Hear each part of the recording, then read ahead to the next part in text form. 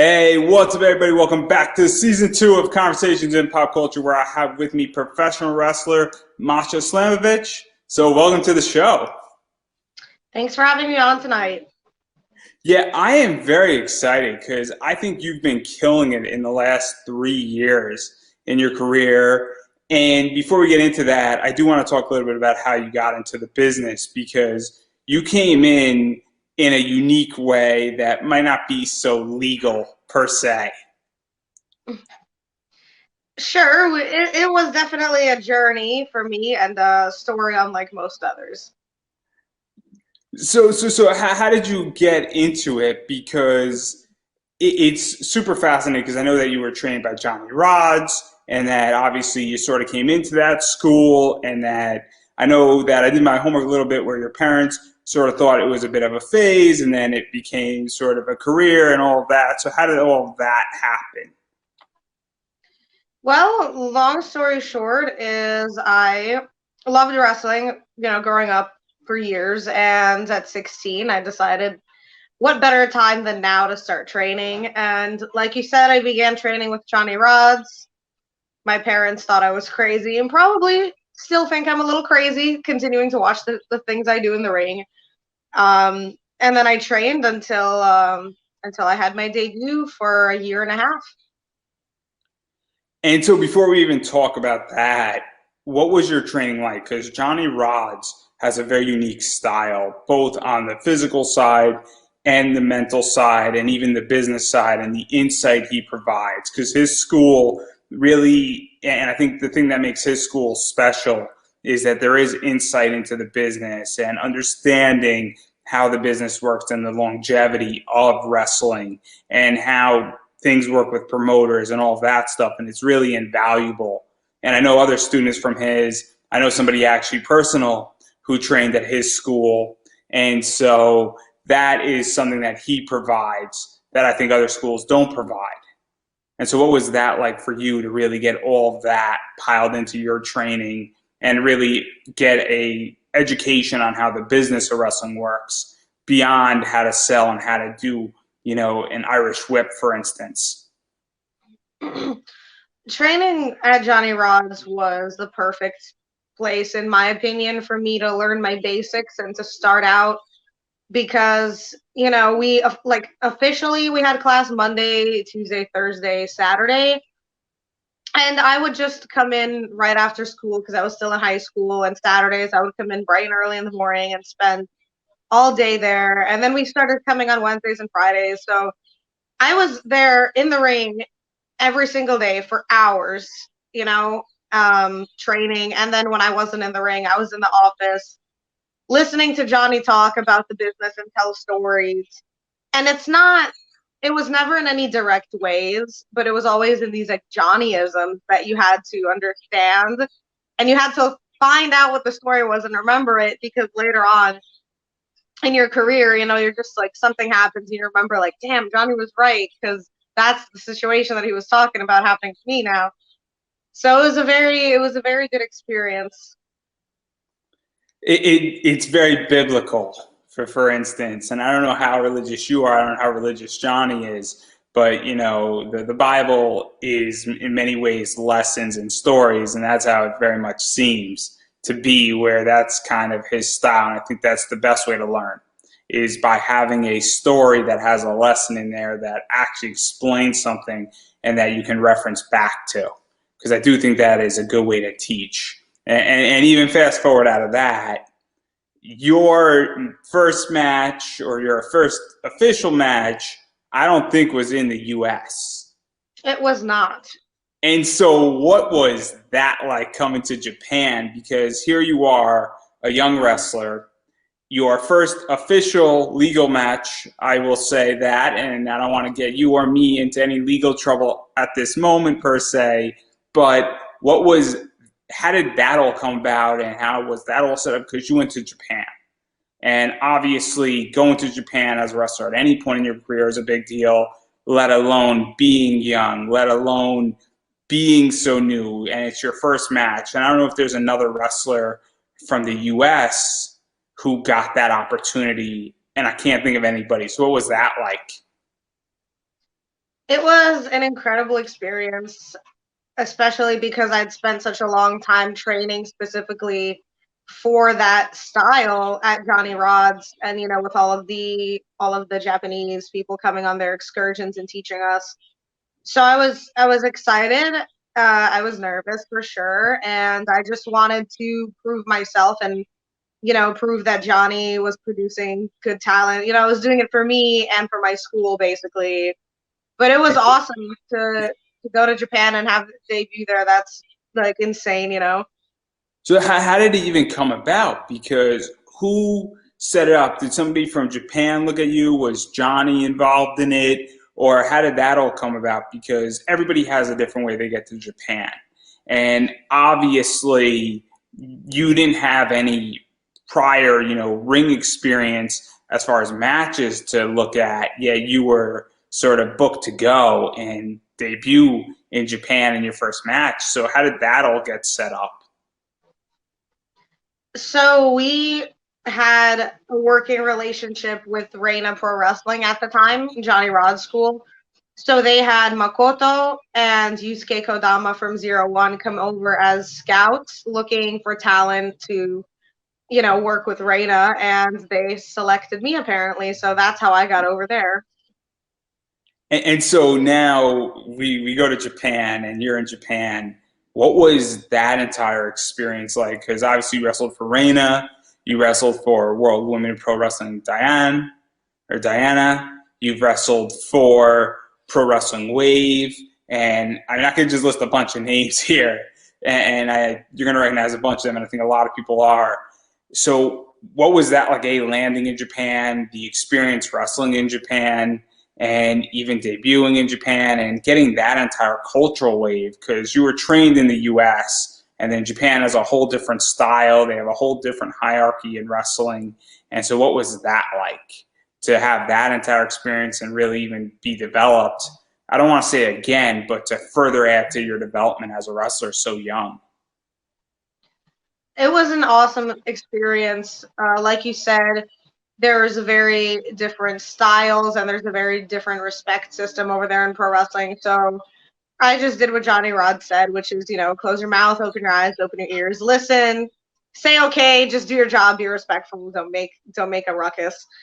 And it was really cool because I just turned 18 and they just kind of dumped me over there in the place I was staying. They're like, all right, we'll like pick you up for shows and training. Have fun. Here's money. So I got to, go out and try different Japanese food and just go exploring around Tokyo. And it was incredible between training at Zero One. And like you mentioned, those three companies were the three original companies I worked for on my first tour. It was really awesome working with all of them. As you know, I would come back to Wave. Oh, we're gonna get there. We're gonna get there. I Pretty promise. awesome. So it all ties together with the tour I did 4 years later, and it was a great time. I love Japan. I did then, I do now, I forever will. There's a reason why I'm not mentioning any names just yet, because that return 4 years later or so is a big tour, and we're going to talk a lot about that because a lot of stuff is going on. But obviously, following this, and I'm purposely tabling it, you return, and I'm going to mention a company that's got a bad rap to some degree, but I think we're all adults here. You came back, and I think you wrestled for CCW, and it was a 10-man elimination, and the fellow twins were in there, and obviously Eddie McQueen, Jamie, Maria, Penelope Ford, and then you were teaming with Brittany Blake, Izzy McKenna, Liza Vero, and I think Surpriza or No, Surprisa. that's Suspiria, who is actually now WrestleT Sam Laterna. That's who that is. So obviously, I learn something new every day, and things slip my mind. So obviously, we're talking about some of the best wrestlers in this tag match that you were involved. So new, coming hot off Japan. Obviously, wrestling for a cool company, and I felt that everybody in this match had a spot. And so, what was this match like, coming back from that Japan experience and being thrown into a really cool match? It was really cool because I was actually a fan of CZW like as a kid, and I'd always wanted to work there. So I was pretty pumped, to finally get to work for CZW. Fresh off of my Japan tour, like pretty much, I mean, still green. It was like what, like my 8th match or something like that. So it was Yeah, pretty it was so new, and obviously you're the rookie in this match. You're coming off of a big moment and a bunch of big matches and a big opportunity. And then you're working with veterans and you're also working with people. And this was sort of the time that I felt that people were sort of getting the bug about AEW, and that signing was sort of starting to happen. And so what was that like? Because I don't think really the signing stuff started to happen until like 2018, and people really started to get swept off the indies, but that was sort of starting to happen. And so this is sort of the moment right before the storm where everybody was getting exclusive. And now you're getting to wrestle with some of the best people. And I would imagine you picked up a boatload of stuff in Japan that you got to apply in this match. absolutely, like you said, I applied things that I learned over there. And, you know, this was late 2016, so I don't think anybody was talking about AEW yet. This was like a while ago. But, you know, everyone was still, you know, trying to work their way up the ladder. And it was a good learning experience because, like you said, I was working with veterans who at that point would literally be anyone in a ring around me, and just learning from everybody. Yeah, and obviously, even I mean, hindsight's 2020 here, but obviously we mentioned a bunch of people: Jamie Senegal, Maria Manic, Penelope Ford, Brittany Blake, Eddie McQueen. I mean, those 4 or 5 that I just mentioned are killing it right now in the industry, and so are you. And so, what was that like, getting to wrestle people who were good at the time, have become even better, and now are harder to wrestle to some degree? Some of them. And it's kind of one of those crazy things where now, fast forward to 2021, you never know if you wrestle somebody for the first time, it might be the last time. And while 2016 wasn't like that, I think that mentality is now starting to be applied a lot in wrestling. So, what was this like, getting to wrestle some of the people who have become the best and are becoming that top echelon in wrestling so early on in your career? You know, it was the same back then as it is now, and it was me trying to wrestle people that are better than me and to learn to excel and to have good matches. So the mindset really never changed. It just evolved for the better. I got smarter over the years, obviously, but I'm still out here trying to do the same thing, which is have the best matches that I can with great people. And then even going further into this, because I feel, and feel free to disagree, that 2018 was your breakout year. And it was the start of you breaking out. And I really feel that, and I know I'm jumping a little bit ahead, but I really feel like Victory Pro Wrestling was that breakout for you. And one of the things that I think broke your career out and got a lot of eyes on you was starting with the VPW Women's title, facing Chris Strattonlander and having the matches with her. And I believe the title at that point was vacant. And so, what was coming into Victory Pro Wrestling like for you? Obviously, having matches with Chris Strattonlander, and also even going further, obviously teaming with Karen Bam Bam versus Ariel Nix and Eris Rain, and then also facing Ariel Nix a bunch of times for these titles. It was great to start working with VPW because locally at the time it was, one of the places to go work. And pretty much the VPW title, anyone who's held it, if you look now, most girls who've held it have like gone on to do something. So it was kind of like one of those like rites of passage, like you become VPW women's champion and then you go and do something with your life. So I did win the belt from Chris Statlander something in like September of 2018. You said. I believe I got to defend it, and then I had to leave to begin wrestling in Canada, which is why I had to vacate the belt because I was leaving on what would turn out to be just about a 4.5 month tour. And even going further into this, before we get into some of that, obviously, what was it like working with Ariel next? Because Ariel's been on, and I love Ariel. I think she is phenomenal. I think she is massively underrated. And the two of you faced each other a bunch of times in a variety of matches. And this was sort of, I guess, what I call your first sort of U.S. rivalry in many ways. And so what was that like, facing an opponent and defending your belt against her and having somewhat of a storyline playing out between the two of you? It was good. I always enjoyed doing matches that had meanings versus just doing one-offs. So I was excited to work a program with someone basically, and from what I can remember, we had some good matches. So there you go. And then obviously what wound up happening, you mentioned it already, that you basically went up to Canada to wrestle, if I'm correct, right? Yes. And then, so now you went on a 4.5 month tour in Canada wrestling. And I know very little about this tour, so I'm sure you're going to fill me in a little bit, but how did that come about and what was that like, getting booked on a long tour up in Canada and getting to wrestle up in Canada? And I don't know how different Canadian wrestling is from the United States as far as, because I know Japan is massively different, but obviously Canada tends to be more French oriented, and I'm not familiar with the French wrestling scene per se, and I might have just stereotyped an entire country, so I apologize for that, everybody. But how did that tour come about, and what was that like? Because there's a bunch of promotions up in Canada, there's a bunch of women's promotions up in Canada, and there's some really cool stuff that comes out of Canada, and well, Edge and Christian have come out of Canada too, so. Uh, and I actually forgot that the first part of this tour was elsewhere, so I'll get into this whole like early 2019 thing. But to answer your question, it was really awesome working up there. It depends which part of Canada you're in to see the French influence historically in wrestling and in like otherwise. If it's like Quebec and Maritimes, there's more French influence, not so much in Manitoba. But yeah, in early 2019, actually, I went to wrestle in the Dominican Republic, and then I went to Russia to wrestle and see family.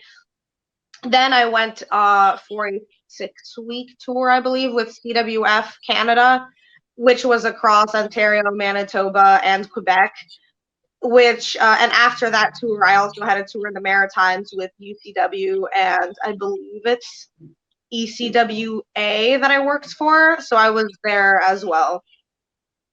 So to even talk about this, because I'm now super fascinating. So I know the DR a little bit better than probably the others. But what was it like wrestling in Russia? Because I've interviewed people who've wrestled in Germany and in the UK, but what was it like wrestling in Russia? Because I don't know anybody who's wrestled in Russia. And what is like the fan base like there? And obviously, you have Russian in you.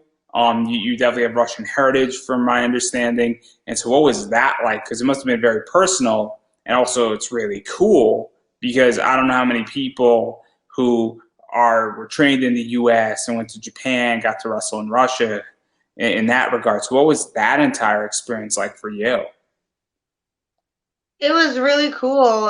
Like you said, I am Russian, so it was really awesome to go back and pretty much wrestle in my hometown. I wasn't even aware that we had indie wrestling actually until like 2018-ish, right towards the end of the middle. And I contacted them, and they were like, "Hell yeah, let's do it." So, it was really cool to meet Russian people who like wrestling because we're very rare and hard to find. And it was a great experience. I was with IWF Russia.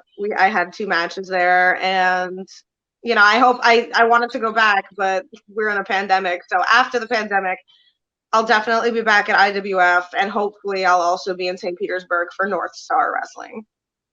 And then obviously the DR and Canada. And so, what was this like? Because you are very much, and this might come out the wrong way, but you are very much cultured in wrestling.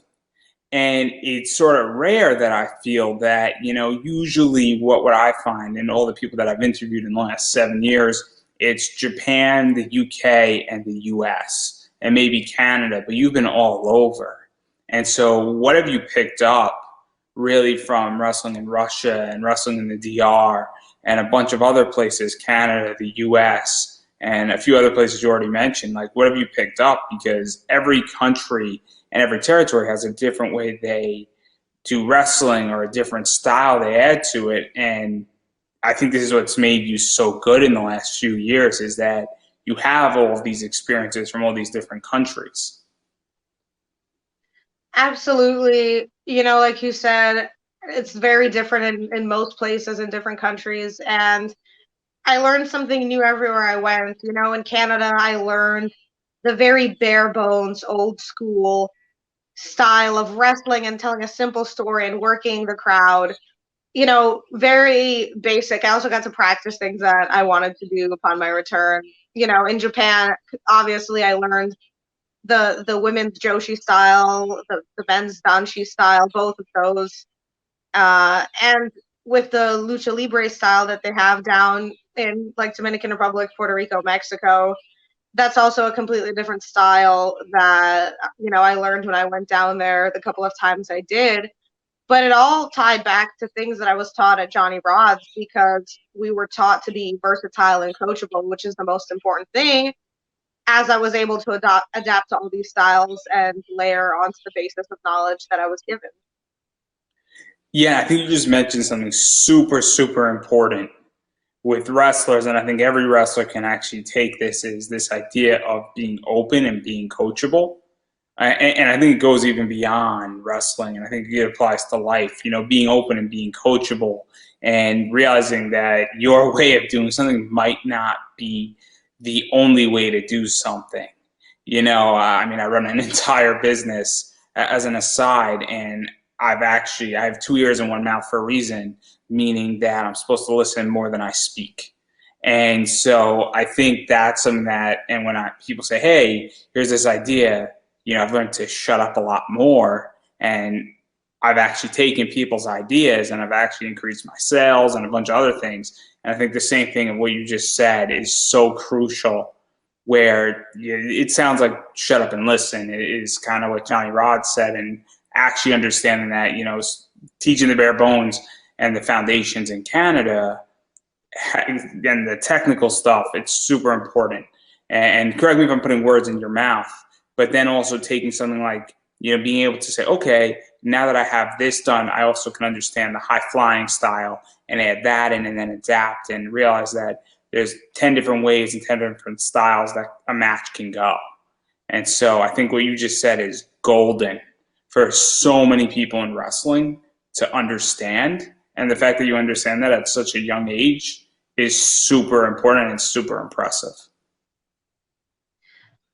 You're correct. And I wish that more people understood that, because once you're solid in your basics and you're flexible with your wrestling, it'll be easy for you to come into any territory and work with their talent and work to the skills of their talent instead of having them work to your abilities. You should be able to bend your abilities to work with anybody. So there's the lesson for today. And I think the perfect person to talk about this with is going back to 2018 with Warriors of Wrestling and Tasha Steelz. I think is the perfect person, because she is amazing at what she does. There's a reason why she is signed to Impact, and the two of you had a match. And obviously, she could do any style. You could do a bunch of different styles. And what was that match like? Because that is a hell of a banger on paper and was a fantastic match to see. I believe that was my first time working with Warriors, if I'm not mistaken. And then I think we did it again, or it was a tag match. But, it's been so long ago. I've had so many matches. But I also remember it being a good experience. I was still very new to the American independent scene, because as you see, I've spent a lot of time wrestling elsewhere. So every time I'm in America, I'm like, oh man, I don't know anybody. I don't know like how to do it here. So it was kind of like me breaking into what was going on at the time. So I just remember doing my best.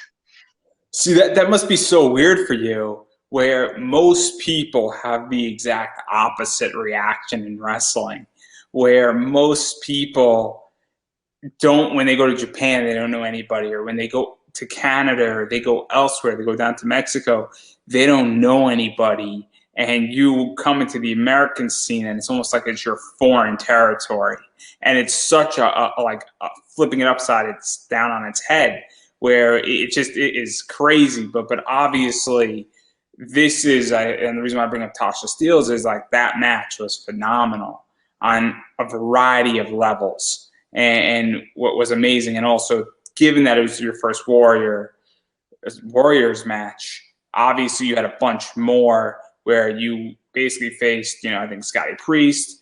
It was Asana, Jose, and Scotty Priest, and you teamed with Abdul Nasser, Chris Romero, and yourself. Obviously, also had a match, and then there's your second one in there, and then you also had several matches with Nikki Adams, and Ultraviolent was involved as well for the Warriors of Wrestling Women's title, and I believe that I'm not so. What were these matches like? Let's start there. Yeah, that was a lot of matches you just threw at me. All right, so I remember that 6-man tag was literally the night that I left to my first Canadian tour when I just started working with CWF in November of 2018, I want to say. So I remember that match being pretty cool. I debuted new gear in that match, and then I left right on my merry way to Canada. And all of the matches that I had with Nikki Adams, or when I participated in Kings of New York in 2019. Oh yeah, we didn't talk about that one yet. Working with Warriors, for me personally, because I've heard a lot of like weird stories, whatever. None of my business. I don't give a shit. But I've had a good time there, and you remember more about my career than I do, so I'm here taking a walk back in time with you. That's the plan. So obviously these Nikki Adams matches and the Ultraviolent for the Warriors women's title are wars. I mean that's how I view it. Where several matches coming at you. For those who haven't seen them, obviously you and Nikki Adams had a bunch of single matches, and Ultraviolent got thrown into it, and a variety of other stuff. So, and Nikki Adams is obviously more senior, and she's been around a lot longer than you at this point. But even to get to do a match like this, and obviously Warriors, everybody's got weird positions. Logan Black put it best. He said it was kind of like you're a comic book guy, and everybody has an exit in that company, and it's almost like your character dies per se in Warriors. But it's a really cool company, so. Yeah, I just like these matches, and I just think that this is some of your best wrestling, and I think it shows because at this point, especially the Nikki Adams match, you were all over, and now you're coming in, and I felt like you were showing what you learned in a lot of these matches. Yes, at the time, and I believe at this point we're in like 2019-ish. We're discussing my career. Yeah, we're 2019. So that's like when I already came back from the long Canadian tour, and I was like just like really starting to break into the American Indies like for the first time, because like I said, like I just never worked here. So that was definitely some of my best stuff. I remember one of the matches with Nikki Adams was definitely one of my favorites at the time, because I was just so in the zone, just doing what I do best. And like you said, it was there were real wars. Yeah, and for those who haven't seen it, go find these matches because they are really cool stuff. And if you want to see, Masha go and do what she does best and see what she has become and what led to this evolution, because this was part of you breaking out in many ways. And these matches, I feel, were a pivot point along with the 2 matches you had for Impact as well. I'm going to include in that pivot point. Obviously, you got to wrestle Jordynne Grace. And you also got to wrestle Havoc. And I'm just going to say this right now. Havoc is scary. Havoc is a very scary person. Jessica Havoc is a monster. She is a beast, and she is terrifying. And I don't want to play Resident Evil against her, because if I beat her, she's probably going to kill me. So what was you would beat her, but all right.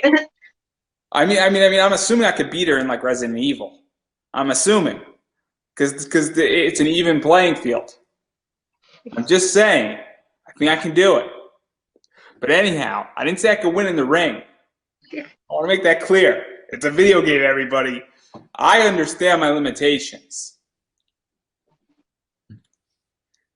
But, but having said that, what was it like to get to wrestle on Impact, face Jordan Grace, who was also coming hot off the Indies, got signed to Impact. Obviously, she's killing it right now too. And then obviously Havoc has been around, Midwest Militia, all that stuff. So what were those matches like? Because I think this also was sort of in that pivot point for you that really solidified you as a major star.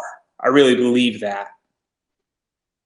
So those were experiences that were completely, I was not aware that they were about to happen, but they pretty much happened on accident. I was told by Michael Elgin, because I'd taken his seminar up when I was in Nova Scotia.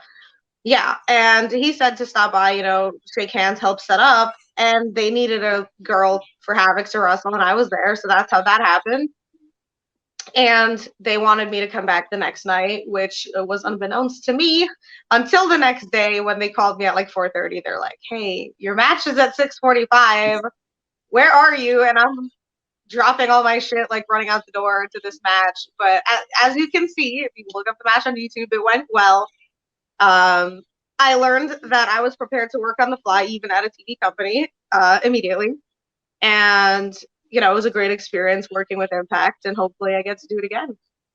So what is that like, to sort of be caught off guard and then have to be thrown into something and be prepared to go, and then sort of figure out how to call a match and how to build a match and how to go out there, and you just don't know who you're wrestling, and you're wrestling, for a big company, and legitimately you got like 3 hours of notice to do it, and it's kind of one of those crazy circumstances. And what is that like, that, and what did that do for you? Because there's a theory sometimes, and I believe it, that we don't know what we can do until we're put into a situation. And I'm not saying your back was against a wall, but it's similar to that, I would imagine, that maybe you knew that you could call a match with no prep, or that you could be prepared for it, but you never did it before. And then once you did it, you can do it again, type of thing, if that makes any sense. I work really well under pressure. So in that situation, first of all, to have 3 hours would have been nice, because we had like 1.5. But yeah, I was ready. It was happening, and what am I going to do? Slow down time? So Johnny had prepared me for these situations, and I was ready to go. I was calm, cool, and collected getting in there. I was like, shake people's hands, hair and makeup, get in here, get out there, and it got done. Yeah, and obviously also Impact has a big audience. And so what was that also like for you? Because at this point, you're wrestling in front of a bigger audience. You're getting in front of more fans. You're also getting that, I hate to say it this way, and it's going to sound a certain way, but if you wrestle for Impact or you wrestle for certain companies, it becomes a stamp of approval that helps you get noticed by other companies. When somebody sees Impact on your resume, or you're on Twitter and they just see that you did a match at Impact, or they're going through your cage match, it sort of says, okay, this person is somewhat vetted. And so it's kind of a cool thing. So what was that like, from just not even, I guess, from a business side, because it definitely helps when you wrestle for an Impact or an AEW, or you have some type of squash match for WWE or something like that, or wrestling for New Japan. It helps get you booked other places. It was great, like you said. Knowing that it was Impact, and I was gonna get to work there. It was gonna be good for my resume.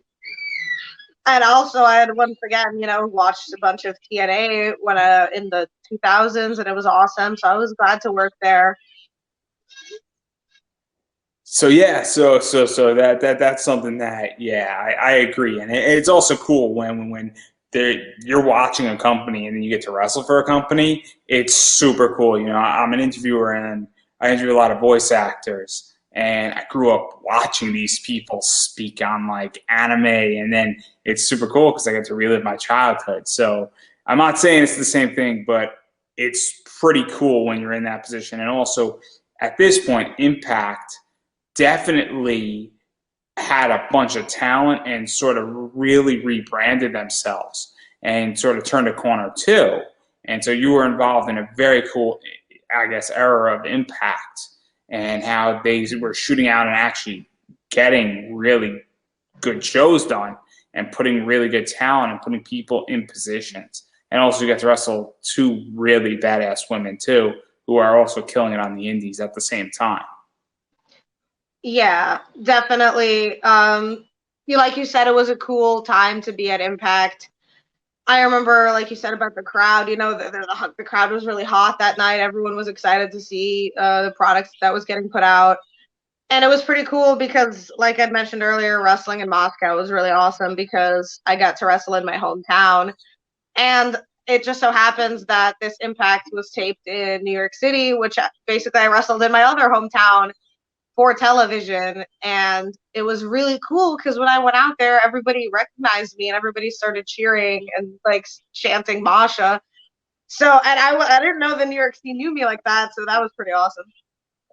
Yeah, what is that like? Because it's nice to sort of be the baby face and everybody chanting your name. And even though you're not quote unquote an Impact regular, it's kind of cool to be in that position. And we know in wrestling that while storyline might be going on or that there might be an idea that the promotion wants, sometimes fans dictate other promotions and dictate storylines. And we've seen that happen more than once. And so what was that like to have that crowd behind you and know who you are and know you coming in and to be somewhat over even just for that match?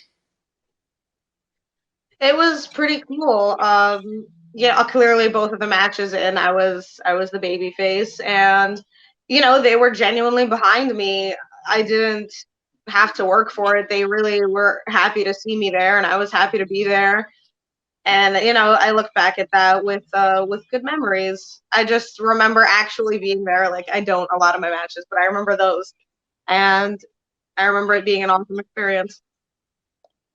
And then speaking about badass women, we can't not talk about Tara Callaway, who is Mother Tara Callaway, as I like to refer to her, because she's a mother to every woman in wrestling, and she is a very very badass woman. And you got to wrestle her in Violence and Suffering, and she is fantastic. And anybody who gets to wrestle Tara Callaway, it's really an honor to get that opportunity. So what was that like? And that was in Violence and Suffering. This was in the old Violence and Suffering because they have rebranded since. And in the new company, I actually just showed up with Daniel Garcia, and we will be having a match for the new company of VXS. But the old Violence and Suffering, I remember that hardcore match that I had with Terry Calloway, and it was pretty cool because I remember it came out of nowhere, but I was really pumped to do it. And I don't know if this is a known fact or not. I love hardcore matches. Let's get some chairs and tables and start smashing trash cans.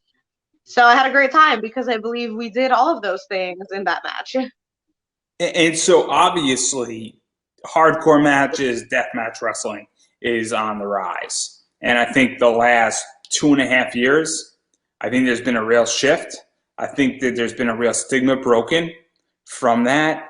I think that there's been a real stigma broken with men, and I think there's been a real stigma broken with women. I think a bunch of women like Tara Calloway, Mickey Knuckles, and a few others have really broken that. Maria Manic is another one, and Allison Kay might be another one. We'll talk about her match that the two of you just had at Bloodsport in a second here, or maybe 10 minutes to be exact. But the idea is that what is that like for you? Because it is super hot right now.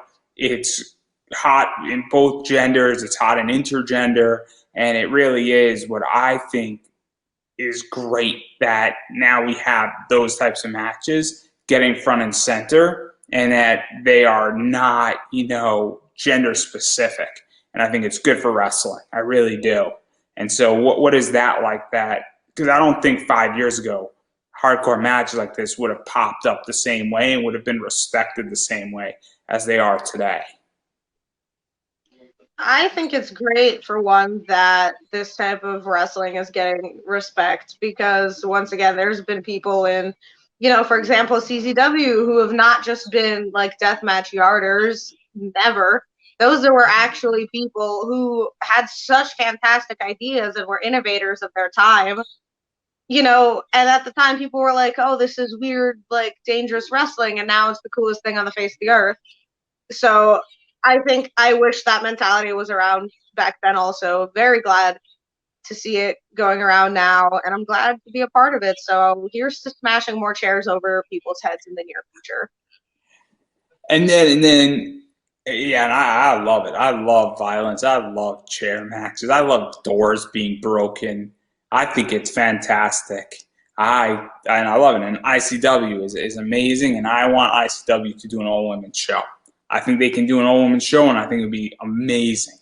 I really think it would be amazing, and I think it would be fantastic. And I would love to have like Pit Fighter X, whatever, all females in the pit. I think it'd be super cool. But I digress right there. And another tough woman, and I love this woman because she's amazing at what she does, and that's Casey Cattell. And I know that you had a match with Casey, and Casey is fantastic as well. And Casey was on this show too a while back, shooting on Nova of all places. So that's another dirty word in wrestling, apparently, in the DMV area. So what was it like getting to face Casey? It was really fun. That was I believe it was the one show I did at WWR, and it was also right off the heels of me coming back from Canada. And I was really excited because that was a big platform, and I think we had a great match. I thoroughly enjoyed wrestling Casey, and I hope we get to do it again. It's long overdue for a part 2. Yeah, and you need some chairs in that match. And preferably make sure you take out Give me all the violence. Give me kendo sticks. Give me everything. Yeah, and you have to take out Brandon Kirk because you know he's going to come out. Both. I'll take them out. I'll do a handicap match. Because that would be a match at WWR for the taker right there. And speaking about WWR, its sister promotion to some degree is Beyond Wrestling. And they have a working relationship / they might be sort of owned by the same person or involved with each other. I think, correct me if I'm wrong. Oh, they are connected in some way, shape, or form, yes. Sister promotion would be the right word here. I just want to make sure my facts are correct here, because then we were talking about Beyond, and obviously you have a very cool relationship with Beyond. Uncharted Territory, I felt, was a game changer for indie wrestling completely. I think it showed this idea that you could do a weekly 2-hour show that is just as good as every other wrestling show out there, has some of the best independent wrestlers, actually brings in legitimate talent, gives people an opportunity. And I think the greatest thing Beyond did was the Discovery Gauntlet. And you and Aaron Rourke had a match. And so, what was it like being part of Uncharted Territory? Because my theory and my understanding of the Discovery Gauntlet was that you couldn't have wrestled for Beyond before to be part of the Discovery Gauntlet. Sort of. I think what was the theory behind it, or undiscovered talent. And then obviously, even going further off than I kind of tipped off my hat, the Discovery Gauntlet itself was awesome to be part of Uncharted Territory and then be part of the Discovery Gauntlet. What was that like for you? How'd you get involved? And obviously, it's a big spotlight to be involved in any position on Uncharted Territory, let alone the Discovery Gauntlet, which I thought both Season 1 and Season 2 was the best part of the show. It was really great. You're correct about what you said about the Discovery Gauntlet, and I've been wanting to work for Beyond for quite some time. I was really excited that they reached out to me to do that, and I had a great time working with Aaron Rourke. I would love to do it again. That's another one, like you said, with Casey Cattell, I'd want to do it again. I definitely want to do it again with Aaron Rourke. can't speak enough good about that match. And for being my first time at Beyond, it was a really great experience. And you can you should keep an eye on there because in a couple of weeks I'm going to be back there. And let's continue talking about Beyond before we get into Japan and a few other promotions. Obviously, in the Signature Series, which I thought was a great move for Beyond, you faced Kaya McKenna. And so, Kaya is great, and she's doing some cool stuff. And so, what was that like being part of the Signature Series? And then also, right after the Signature Series, the final six part, and I believe the Signature Series was pre-taped. Beyond is now back live to some degree with Fool's Paradise, and you faced Erica Lee, and that was a cool match, an awesome match. And what was it like to be back live in a Beyond ring? I think Fool's Paradise was live, right? Yes. And so, what was that like being part of the Signature Series and also getting back to live shows? Because it is probably a weird thing for you to some degree because there's been fewer live shows for the entire realm of 2020 and even into 2021. It was, like I said, every time I'm at Beyond, I'm happy. So, I was excited to be back to face Kaya McKenna, and that went well. And I was super, super excited for Fool's Paradise because the energy and being back in that building, everybody came alive that night, the wrestlers, the fans, and we all did some good stuff. And I can't wait for the next live show. I'm so happy that Beyond is back live. You got to be there for yourself to feel the energy that I'm talking about because it's really a great experience for everybody involved. Well, now that I'm in New England, technically speaking, you never know when I'm going to show up to Beyond. Now that I'm in Connecticut, out of the DMV, so you never know. You never know. But anyhow, I do want to table the entire Beyond thing for 1 second here, and I do want to talk about 2020, and most of it was spent in Japan. And we're making a hard segue. We're going forwards and backwards at the same time here. And so, how did your second/third tour of Japan come about? Because your 2020 was interesting, to say the least. Indeed.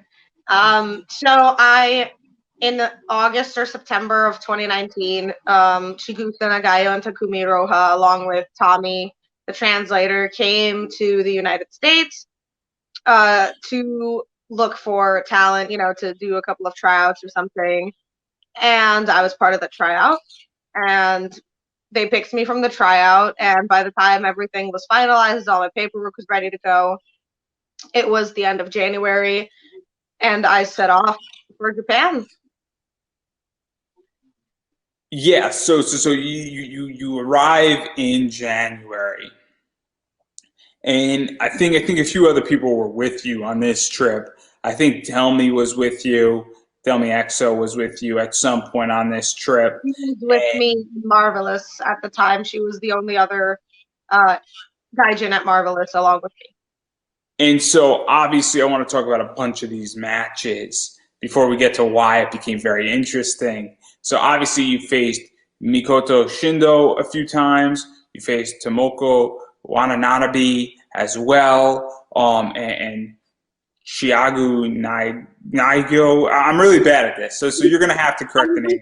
Listening to these names, I'm like, oh my god. I'm so horrific at this, and I'm getting them wrong for the most part. And this is really embarrassing because I'm like an anime weeboo. I should know better. I'm making it crystal clear that this is horrific. Okay, like I'm an anime weeboo who knows like so much about anime and Japanese and otaku shit, and I'm horrific at this. So anyway, as well as, and I'm just dropping a few names here for a reason, as well as, and I'm going to get this one too, so I'm probably going to say it and then spell it, and you're going to correct me. Kyoru, I would like to say as well. Not even close, am I? So obviously, and I'm sure you're going to correct me. So this was, I think, most of this was sort of in Marvelous and a few other promotions. And what was this like, wrestling these women? And you wrestled a bunch of them also in a few other promotions. What was it like coming to Japan, having more experience, as well as being in Marvelous and being in Wave and Sendai Girls, and really having that entire experience of teaming up with them and teaming up with Delmi as well and a variety of other people? I can't speak highly enough about Japan. Like there's no negative I could say. It was a great experience every single time. We were going in there and it was a completely different style, but it was the style that I was like best at because I was really like well versed in it, and the longer I stayed there, the more I learned and I was more able to understand things, and like it's like this whole scientific process in my brain being there and like putting together all these matches and stuff. It was really great. Like you said, I got to wrestle Shigusa Nagayo and Takumi Roha, like tagging. That's insane. And then I got to wrestle Kaoru, Tomoko Watanabe, Shindo Mikoto, and like I wrestled practically all of Marvelous. Between working Sendai Girls and Marvelous and all these other promotions, Assemble. I'm still wearing their sweatshirt. Such a great experience. All of it was like learning and just being so happy, like creating such amazing art and speaking with the fighting spirit in your matches. And what made this interesting, and you're gonna have to dive a little bit into it, is that sort of COVID hits. In America, it hits in Japan. Obviously, we know where the virus originated and then it spread outward. How did Japan get affected? Because I don't know how Japan handled COVID, and I know that Japanese culture is very different. They wear masks a lot more, and the theory, from what I understand, is that they're just being respectful to one another by wearing a mask. But even still, I mean, COVID caught everybody off guard in the United States. I would imagine that Japan must have been similar to some degree, but I know that wrestling sort of stopped in Japan for a little bit of time. And then how did that affect you? And what was Japan's response? And then did you come back to stateside, or did you stay in Japan? What was going on with that? Because wrestling for, I think, 3 or 4 months, if not longer, stopped completely in Japan, and you didn't wrestle in Japan. I know that much for a good amount of months. That's slightly incorrect. So pretty much March 20th was our last live show. We were scheduled to do one on March 30th, but the restrictions hit like on the 28th or something. It was like right before.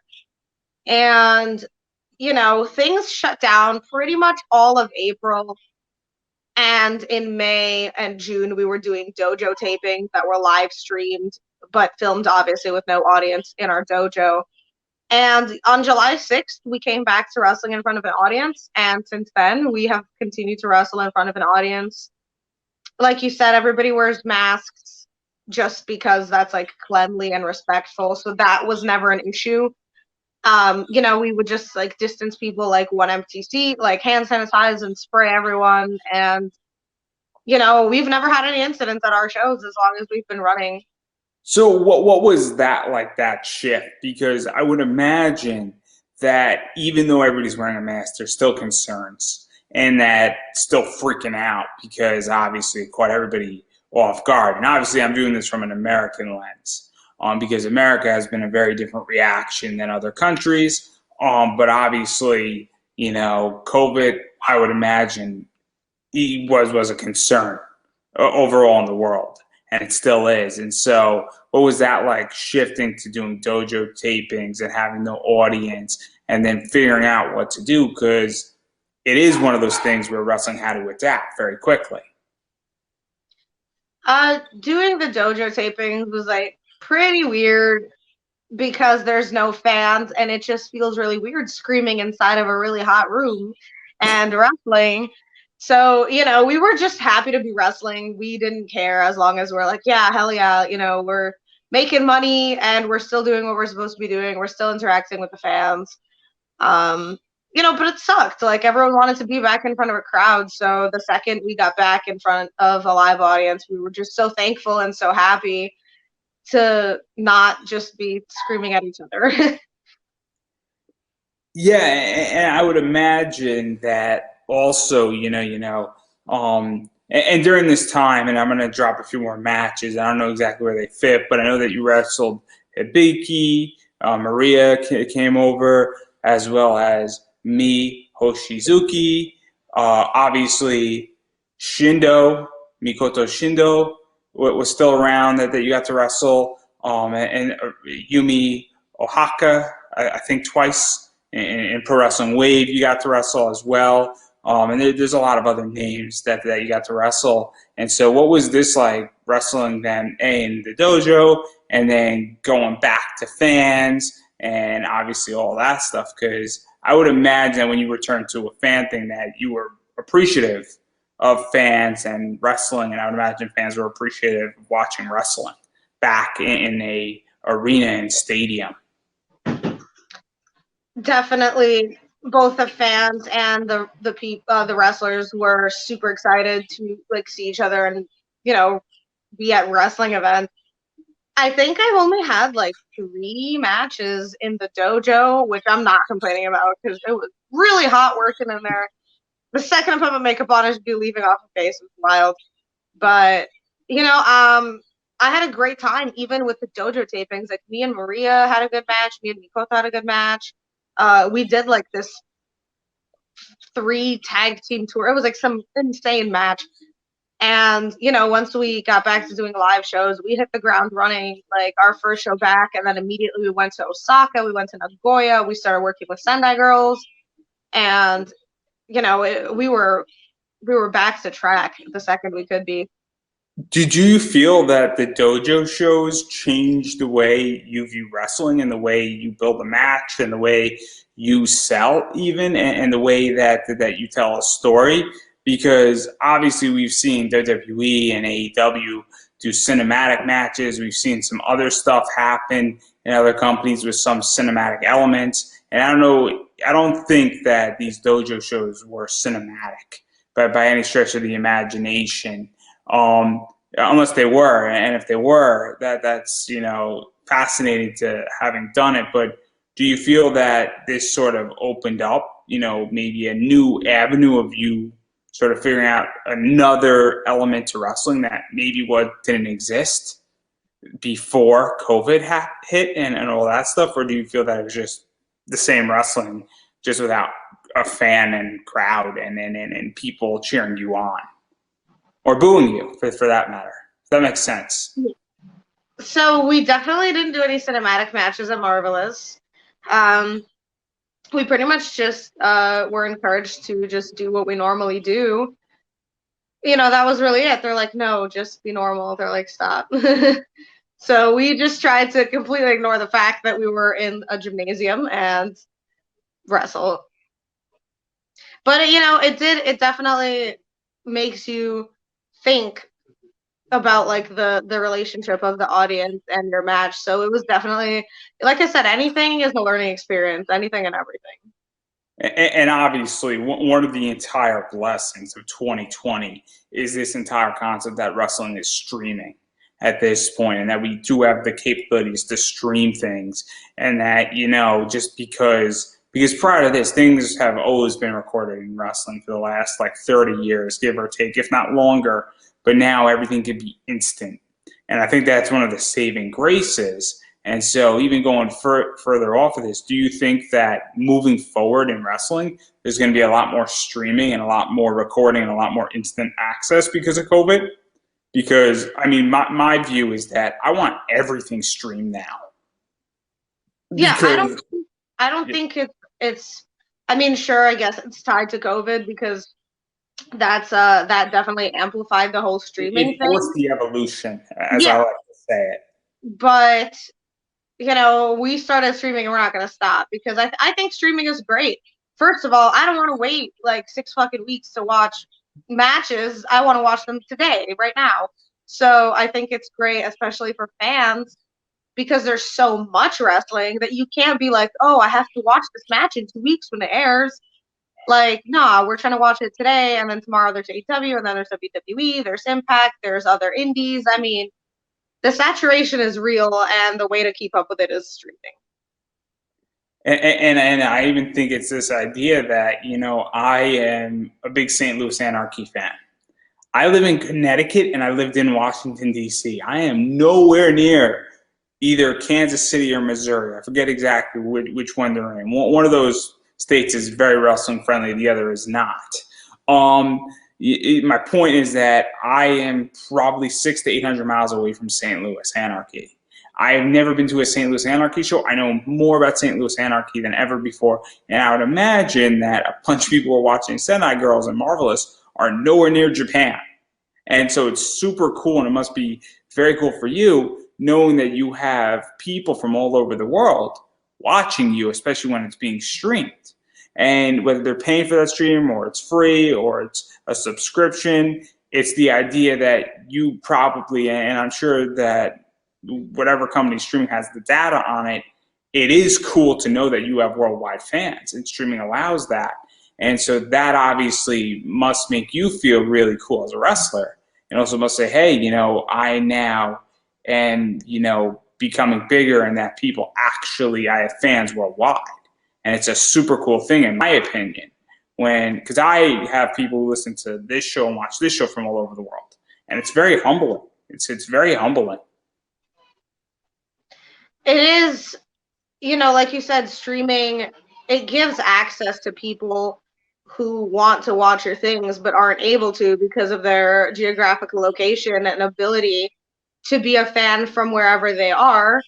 So that's definitely, a benefit. And like you said, people can watch Sendai Girls from their the past market, I believe it is. And it's great because there's so many people, especially in Japan, who are completely unaware of how popular they are elsewhere. And they'll get to the United States and they're like, oh, you watch my little shows? And meanwhile, they're a big star. And that's what streaming gives us, and it gives the ability to have a worldwide fan base. Yeah, I think it's helped you tremendously even outside of Japan, because obviously I feel that going back from your very first match and then obviously wrestling for these companies, you then come back to stateside and you've been legitly on fire since your return. And obviously you've wrestled for Game Changing Wrestling, for Camp Leapfrog, and the Cybernetico at Fight Forever, which was awesome. And that entire match was crazy, and that entire concept and that entire 24 hours was amazing as wrestling. I watched about 16 hours of it, and it was fantastic. And then also you got to wrestle for Bloodsport against Allison Kay for GCW. So what was that like, getting these two matches in GCW and really getting it in the last few months in particular? It was really awesome because I'd wanted to work with GCW for a long time, and anybody who knows me or has seen me at a show knows that. So I'm really excited to be getting the opportunity and showing them that I belong there. So if you didn't know, now you know. And people are going to keep finding out the more that I am going to continue doing what I do now that I'm back. Fight Forever was my first match back. Yeah, that was my first match back in the United States. And it happened at 9 a.m., funnily enough, because I thought I would never have to do a 9 a.m. show again after I left Marvelous. And there I was at 9 a.m. walking through the curtain. Man, but it was an experience, as well as Bloodsport. We're just coming off the heels of WrestleMania week, and I couldn't be happier and looking forward to the future. And obviously Allison Kay. I mean, that was an awesome match. Bloodsport is unique. Josh Barnett's Bloodsport, super, super cool match. Really intense match. Obviously, you're facing one of the greatest women wrestlers out there, who has done almost everything in wrestling. And the fact that you had a banger of a match is just awesome between the two of you. I'm very happy, and I really hope I get another shot at Bloodsport in the coming future, because I'm ready to rock and roll and I'm ready to fight. And then even going further off of this, and we're going backwards and forwards at the same time once again, you are sort of a big player in Global Syndicate Wrestling, and you're their women's champ at the moment. and you won I'm that. not their women's champ. I'm their Soul of Syndicate champion. Correction. Fair enough. I stand corrected. So you're their champion pretty much. Yeah. And so obviously you won that title. It was vacant. They're a new promotion. Yeah. And so you're their first champion. You're the standard bar right now currently, and you beat probably I think Nevaeh Chanel and Notorious Mimi and Vita Von Star and for that title. And so, how'd you get involved with them? How'd you get this title? What is it like to be the first champion? And you've had a few title defenses, and your first title defense was against Hinan. I want to say Hyen. Again, bad with names. Yeah, it was great. They contacted me just before I returned back to the United States. And we set it up. We did a taping with them, and then we had our live show on February 20th, I believe. So that's when the title defense took place. I've had a great time working with GSW, and we're having another taping or a show coming up. You guys can check on Twitter. I can't keep up with all this, but GSW on Twitter, we've announced a new date. I will be there, and they're great. And it's great to be their first champion because, like you said, I'm the standard here. I am the captain now. Well, all you got to do is steal a pirate ship, and you'll be good to go. So having said that, now we're going to jump from Jersey to Texas because I want to talk about Mission Pro Wrestling because that's kind of a standard for women's wrestling in a lot of ways. And obviously, that's Thunder Rosa's promotion, and it's an amazing promotion. So many women have wrestled in that promotion, and you had 2 matches, I think, so far in that promotion against Black Widow and Layla Hirsch. And obviously, this is kind of one of those circumstances, especially with Layla, where I think Layla is also from Russia and has Russian descent in her, and obviously she's in AEW, and Layla is amazing at what she does, and the two of you had a hell of a match. And it's one of those matches where these matches are getting harder and harder to book on the indies per se because everybody's getting signed now. And so what was this like? 'Cause this is one of those dream matches I would imagine that a lot of fans enjoyed and that maybe you wanted a little bit too. It was definitely one of those, like you said, dream matches because people have been saying that they wanted to see this match for years. And it never happened because we were just not, the paths were just not crossing. And, it finally happened. And like you said, it was great. We both had a great time. I don't know when or if it'll ever happen again. Glad that it did this one time, though, to fulfill, like, the joys of half the world, And like you said about Mission Pro, it's a great place. I absolutely thoroughly enjoy working with Mission Pro. Hopefully I'll be back with them again. And I'm in Texas a lot. So Texas wrestling scene is on fire right now. Honestly, that's what it is. A lot of cool stuff is happening in Texas at the moment. And obviously, even going further off of that, what is it like to get to work under, Thunder Rosa and her promotion? Because as I stated, it is a standard and it is a very cool thing and it is very much an honor where I think she is really redefining women's wrestling and it's sort of setting a new standard. And I think that it's kind of up to the idea where Rise was and Shine and Shimmer are. And I think Mission Pro is getting to that level and producing amazing quality women wrestlers and giving them a real opportunity to put on really good matches. Exactly correct. Like you said, it is definitely one of the new standards. And working there is great. Every time I'm there, it's a good experience in the ring. It's a good experience in the locker room. It's very, laid back and they just, here, do your job and we're not going to bother you. And there's always a huge crowd. The fans are awesome. They always are excited to buy merch, which is great news for us. So I can't speak highly enough of Mission Pro and working with Thunder Rosa because, her being a woman in wrestling for several years, for quite some time, she knows exactly what she wanted and the things that she didn't have, and she's able to provide that for the next generation of women's wrestling to make it easier for them to excel in this business. Yeah, and I think if you're not watching Mission Pro or you're unaware of Mission Pro, I'm going to say this: you need to go watch it because there's a lot of cool stuff in Mission Pro happening. There's a lot of great women wrestling in Mission Pro, and Thunder Rosa knows what she's doing. And I'm going to leave it at that on Mission Pro because it is awesome. And there's so many wrestlers, and a bunch of them have been on AEW. A bunch of them have been in a lot of other promotions, are killing it at the moment. And I do want to touch on one more promotion, and that is Limitless and the Road. And I love the concept of the Road. I think it's brilliant. I think that it's a really cool concept, and you have been killing it in the Road. You just beat Becca, who's kind of one of their regulars and is kind of one of, their standards. And Becca's gotten massively good and is a big, I guess, stable in New England per se. And you beat, I think, Travis Huckabee as well. So what was it like coming into the Road? Because it is a really, really cool promotion that they put together, Limitless, and a cool concept. It was really fun working there when I did, because again, those were tapings.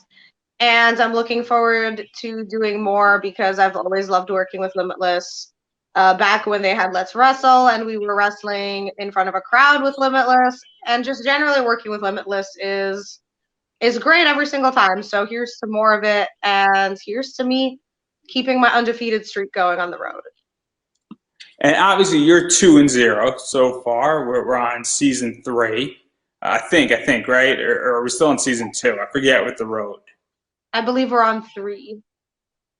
Everything's blending together, which kind of leads me to my next point, which is obviously there's a lot of stuff going on with you. You got some dates coming up in wrestling, and there's some matches out there. So what is coming up that you can announce with wrestling? Because I want people to go follow you, check you out, figure out where you're wrestling next. I know you got that. Global Syndicate Wrestling has a taping coming up and a show being released, and I know that you're wrestling in a variety of other places. So where can people find you? That Daniel Garcia match as well. I think you're either facing him, right, as well? So a lot of the things have yet to be announced, and I'm not going to announce any of them here. But the things that are already announced is on April 24th, I will be facing Thunder Rosa for Texas Wrestling League. I'll be wrestling Thunder Rosa in a singles match. And on May 6th, I'll be wrestling Kimberly at Beyond. A lot of cool stuff. That's a Thursday, and then I'll follow this right now that on that 7th, Blitzkrieg has a show, so obviously New England is going to be very busy on that weekend. Just throwing that out there for everybody who's into wrestling. And obviously even going further off this, because I know that when things get announced and you get the ability to announce and get the go-ahead, I know you have a Twitter. Where can people find you on Twitter? Do you have a website? Do you have a Facebook page? Do you have a Pro Wrestling Tees or a Big Cartel? Because obviously merch is super important right now in wrestling and everything that's going on, especially with COVID hitting and dates being, I guess, cut, and also dates being sort of far and spread all throughout 2020. Like you said, merch and online interactions with fans are like one of the most important things right now with COVID. So you guys can find me on a Facebook page called Masha Slamovich. My Twitter and Instagram is the same handle. It's at Masha Slamovich. And most importantly is my pro wrestling tees. I'll be dropping a new t-shirt quite soon, and there's a sale going on right now. That's prowrestlingtees.com/Masha Slamovich. And for all of the exclusive stuff, all of the photo shoots, I'm actually shooting a photo shoot tonight. That'll be out tomorrow on my Patreon, patreon.com /Masha Slamovich, whatever. that's where you guys can find me for like, I put all of my exclusive like upcoming dates. I put dibs on gear I'm selling. I have merchandise before it's available for everybody else, discounts, all that good stuff. Patreon.com/Masha Slamovich. And on that note, and I've been saying it, so first of all, thank you for being on, because obviously we covered a lot of ground in a very short amount of time. And I'm going to say that way for a reason. Obviously, there's so much more in the career that you've had, and you've been wrestling since roughly 2000, I think 15, 16, and you're killing it right now. Beyond the road, obviously, hopefully you're going to go back to Japan soon. Mission Pro is another cool place to catch you, and a variety of other places. And so obviously everybody should go, and I've been saying this, and I'm getting sick of saying it, you have to support indie wrestling. That means that you have to buy people's merch. You have to support them on Patreon, buy them a coffee, if they got a PayPal link, anything like that. But I get it. Money is super tight right now. And so if you're in a circumstance where money is tight, please take care of yourself first. Make sure your rent's paid, your mortgage is paid, your kids are good, your wife's good, your dog is good. If I didn't say kids already, make sure your kids are good. Make sure all your bills are handled. Electricity, internet, water, food, shelter, all that stuff's good. Make sure you're good for the next month too. And if you're in that circumstance, you should be following people on social media. You should be liking their Facebook page. You should be liking if they got an Instagram page. Any venture they have, you should be liking. You should be sharing their posts. You should be sharing where they're wrestling on Twitter, because it is super important to do that. And you have to support indie both, by buying merch, going to shows, IWTV, super important, tweeting at them, and all that stuff needs to be done collectively in at least one form or in all of those forms. And on that note, and I'm getting sick of saying it, so hopefully everybody's going to start doing it. On that note, I'm going to give you an opportunity for the final word. I couldn't have ended it on a better note. Everything that he just said, support indie wrestling. A lot of us, me personally, pro wrestling is my career. It's my job. It's what I do. It's how I pay my bills. So, any amount of support, buying merchandise, Patreon, all that stuff, that all means a lot to me. So for everyone who's been supporting, there's been so many of you. Thank you so much for your unwavering support through 2020, through 2021. If you've been following me for years before, let's all march on into the future together. And, thank you. Keep supporting me. Keep supporting other pro wrestlers. Go to shows, buy merch. We're more than happy to interact with you and take pictures, and stay safe. Pro wrestling is the best. So let's keep making it the best. And on that note, thank you for being on. I appreciate it. And again, you have to support indie wrestling. And there's a variety of ways that I just outlined that you should do that. So please go support indie wrestling. Yes, support indie wrestling.